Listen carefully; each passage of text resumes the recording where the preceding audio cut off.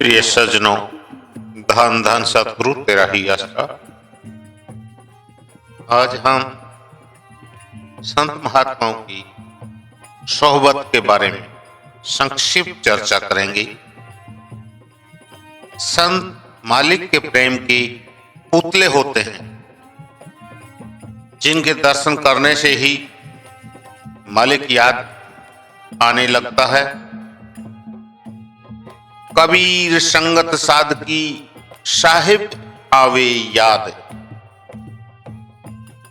मनुष्य नेक हो या बुरा, कोई भी उसके प्रभाव से वंचित नहीं रहता।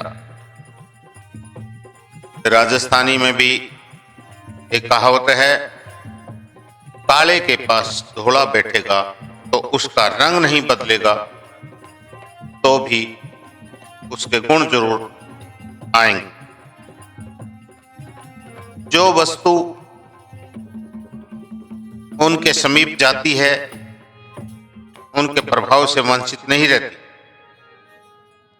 संत महात्माओं के दर्शन व सोबत से ही, उनके अंदर से ही शांति, टिकाव और प्रभु प्रेम की रोएं फूट फूट कर निकलती हैं, जो आसपास के वायुमंडल को सिंचती हैं। कबीर संगत साधकी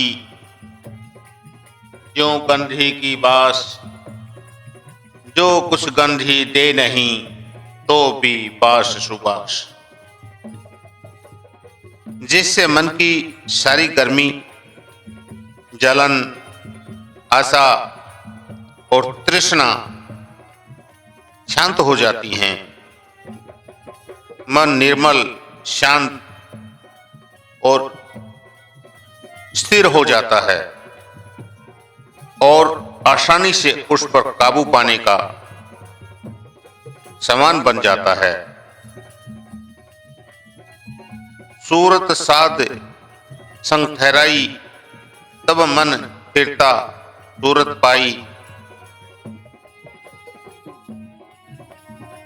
संतों की सोहबत में आने से यह ज्ञान हो जाता है कि इस जगह कोई निराली शक्ति यानी ताकत काम करती है, जो हमारे आंतरिक अवस्था को अच्छी तरह जानती है,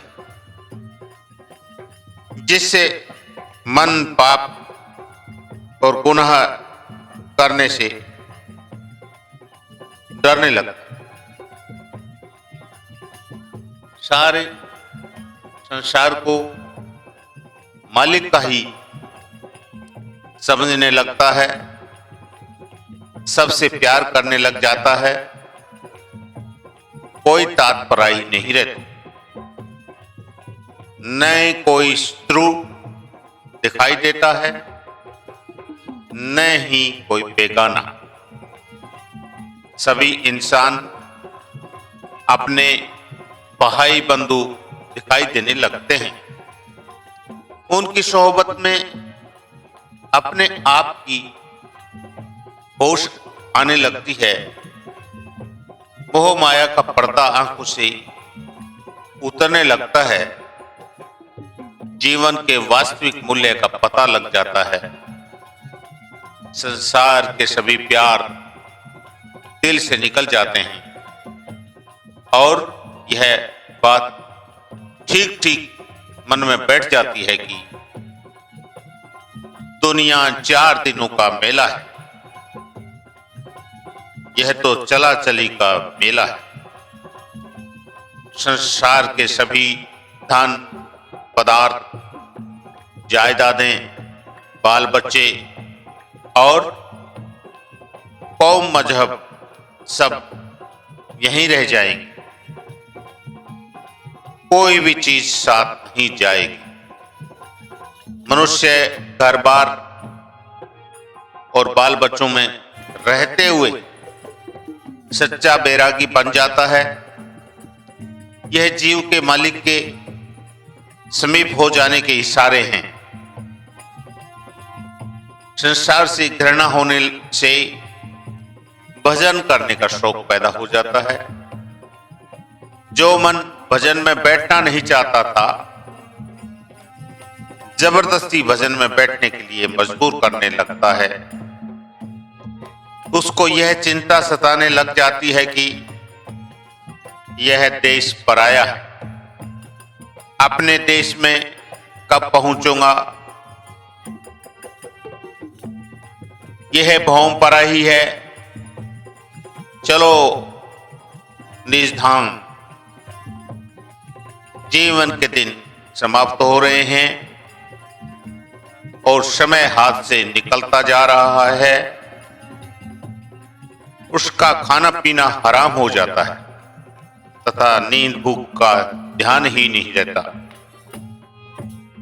तन मन की होश भूल जाता है। सुख दुख, नेकी बदी तथा अमीरी गरीबी सबसे निश्चिंत हो जाता है और एक सहज अवस्था में आ जाता है। पारस में और संत में बड़ा अंतर जान, पारस लोहे को सोना करे, संत करे आप क्षमा। पारस के समान संपर्क से लोहा सोना हो सकता है, परंतु कभी पारस नहीं बन सकता।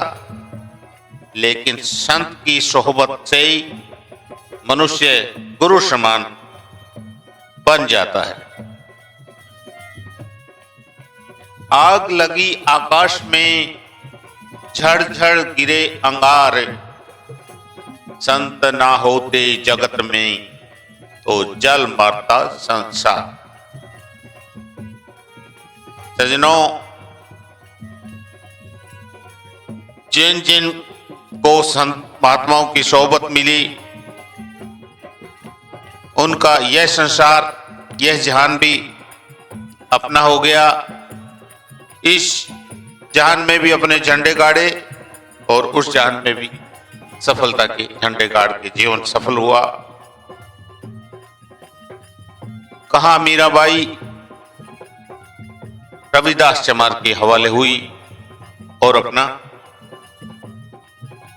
उस सोहबत की वजह से अपना जीवन सफल कर गई।